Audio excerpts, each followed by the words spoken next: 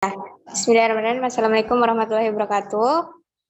Kali ini kita akan mempresentasikan praktikum kimia organik yang berjudul sintesis metil salisilat yang disusun oleh kelompok 1. Yang dimana pertama itu adalah identitas kelompok. Yang pertama Nabila Syahbani Mokodompis dengan nomor NIM 21231037, Helda Diani 21231038, Rahma Nur Aisyah Al-Jahra 21231039.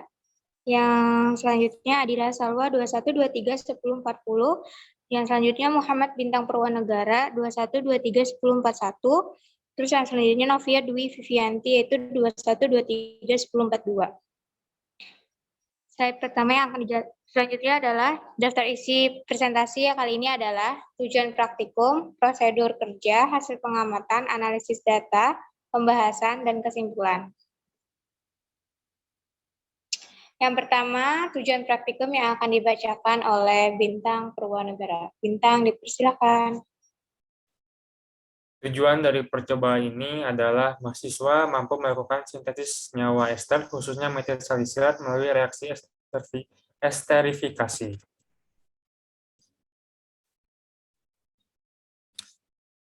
Selanjutnya, prosedur kerja yang akan dibacakan saya sendiri, yaitu tahap pertama, sebanyak 3,45 gram asam salisilat dan 30 metanol dimasukkan ke dalam labu alas bulat 250 ml.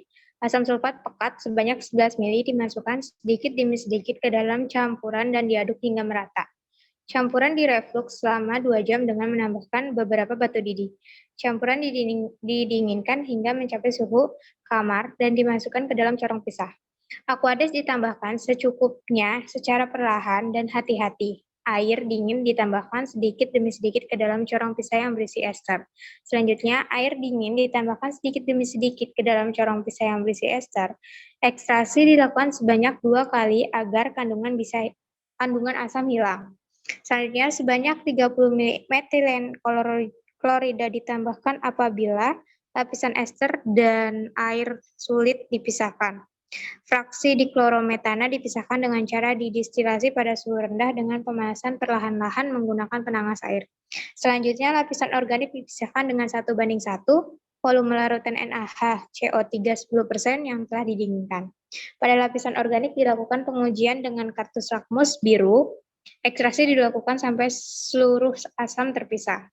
Cairan disimpan dalam wadah bersih, ditutup dan disimpan di tempat yang tidak terkena cahaya matahari langsung. Slide selanjutnya.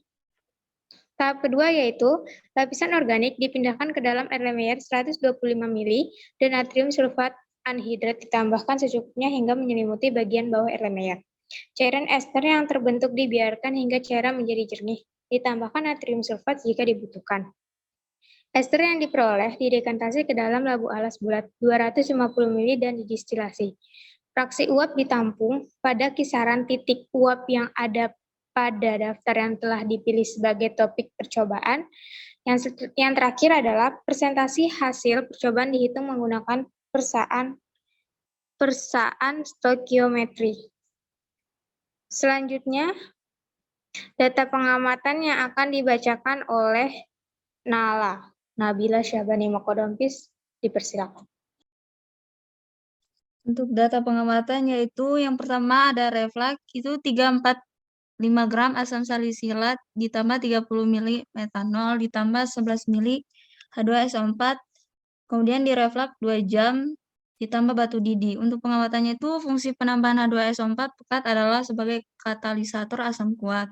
Penambahan H2SO4 pekat dilakukan tetes per tetes untuk menghindari menyemburnya atau larutan karena sifat H2SO4 pekat dan eksoterm melepaskan panas. Nah, untuk fungsi penambahan batu didih adalah agar panas di dalam labu alas buat merata dan tidak membuat labu alas bulat pecah. Nah, kemudian ada ekstraksi untuk hasil refluksnya ditambah air dingin. Untuk fungsi penambahan air dingin itu untuk mendapatkan metil salisilat yang benar-benar murni. Fase organik dan fase airnya biasanya tidak berpisah karena berat jenisnya yang mirip. Terus ditambah diklorometana. Kemudian diekstra berulang. Untuk fungsi penambahan di klorometana itu adalah untuk memisahkan lapisan air dan lapisan ester yang sulit terpisah. Fase organik berada pada lapisan bawah. Sedangkan fase air berada pada lapisan atas karena berat jenis ester lebih. Terus kemudian lapisan organik ditambah NaCO3 10%, 1:1. Kemudian diekstra berulang lapisan organik diuji dengan kertas lambus biru. Untuk pengawatannya itu yaitu NaHCO3 10% dapat dibuat dengan menimbang padatan NaHCO3 sebanyak 10/100 dikali 100 ml sama dengan 10 gram yang dilarutkan dengan aqueous sampai volume 100 ml. Nah, untuk penambahan NaCO3 akan memberi suasana netral dengan cara mengubah seluruh asam karboksilat menjadi garam terlarut. Pada suasana netralnya itu, kertas lakmus biru akan memberikan warna tetap warna biru. Kemudian tahapan prosedur yang terakhir itu ada distilasi. Lapisan organik ditambah Na2SO4 anhidrat. Nah, untuk fungsinya itu larutan menjadi jernih. Penambahan Na2SO4 anhidrat adalah untuk memurnikan hasil yang diinginkan dengan cara mengikat air yang masih bercampur dengan lapisan ester. Kemudian larutan jernih didistilasi. Larutan jernih dengan bau seperti minyak gandapura ya, atau minyak angin. Massa yang didapatkan yaitu 2,651 gram. Terus fraksi uap ditampung pada suhu 222 derajat Celcius.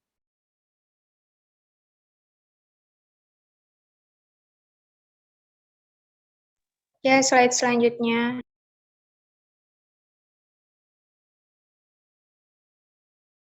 Untuk selanjutnya akan dibacakan oleh Zahra. Untuk Zahra dipersilakan.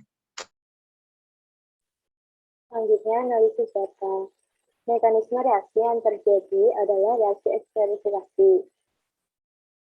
Reaksinya yaitu C7H6O3 ditambah dengan CH3OH ditambah H2SO4 menjadi C8H8O4.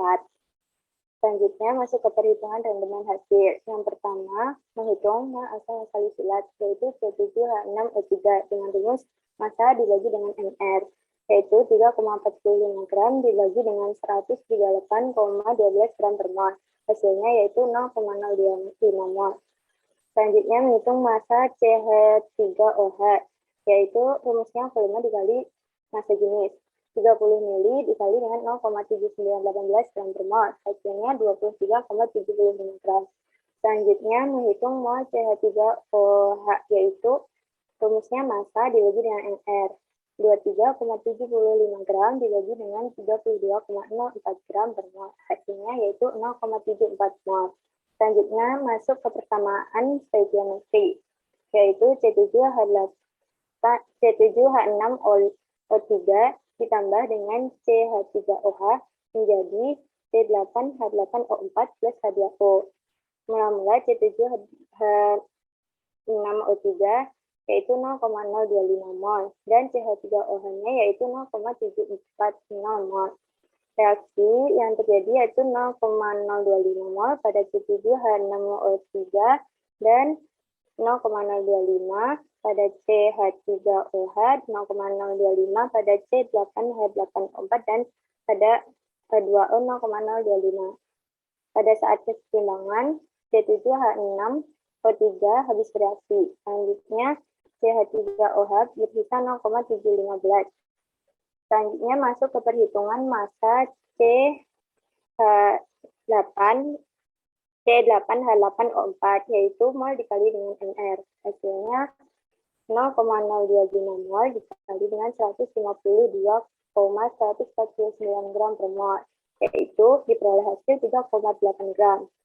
Persen rendemen yaitu massa praktik dibagi dengan massa teoritis dikali 100%. Massa praktik yaitu 2,651 gram dibagi dengan 3,8 gram dikali 100%. Hasilnya 69,76%. Untuk selanjutnya akan dibacakan oleh Novia. Untuk Novia dipersilakan. Untuk pembahasan, senyawa metil salisilat dapat dihasilkan melalui reaksi esterifikasi. Reaksi esterifikasi adalah reaksi pembuatan ester dari suatu asam karboksilat dengan suatu alkohol menggunakan katalis asam. Reaksi ini merupakan reaksi reversibel dengan laju esterifikasi dari suatu asam karboksilat bergantung pada halangan sterik dalam alkohol asam karboksilatnya. Adisi alkohol, dan transfer proton ke gugus karboksil, serta deprotonasi dan eliminasi air. Pada umumnya, metil salisilat dapat disintesis dengan mencampurkan asam salisilat dan metanol sebagai alkohol primer dengan bantuan katalis asam sulfat pekat. Mekanisme reaksi dari sintesis metil salisilat dapat ditunjukkan pada gambar 1.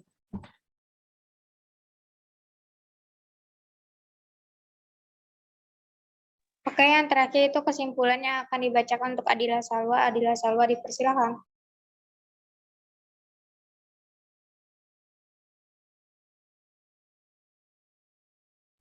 Adila?